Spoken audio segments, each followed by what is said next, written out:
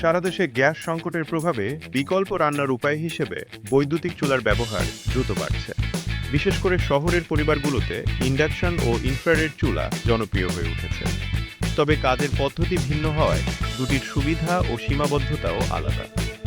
Induction চুলা electromagnetic ফিল্ডের মাধ্যমে সরাসরি পাত্রের তলা গরম করে, ফলে রান্না দ্রুত হয়, চুলার উপরিভাগ তুলনামূলক ঠান্ডা থাকে এবং গ্যাসের তুলনায় প্রায় 60% কম সময় লাগে। এখানে কেবল লোহা বা স্টিলের সমতল পাত্র ব্যবহারযোগ্য। অন্যদিকে ইনফ্রারেড চুলায় হিটিং এলিমেন্ট কাচের প্লেট গরম করে তাপ ছড়ায়। এতে স্টিল, অ্যালুমিনিয়াম, কাঁচ বা সিরামিক সব ধরনের পাত্র ব্যবহার করা যায়। তবে রান্না ধীর এবং বিদ্যুৎ খরচ বেশি। দ্রুততা, সাশ্রয় ও নিরাপত্তা চাইলে ইন্ডাকশনই আদর্শ পছন্দ। আধুনিক রান্নাঘরের জন্য সঠিক চুলা বাছাই করলে সময়, বিদ্যুৎ ও নিরাপত্তা তিনটি একসঙ্গে নিশ্চিত করা সম্ভব হয় সহজে।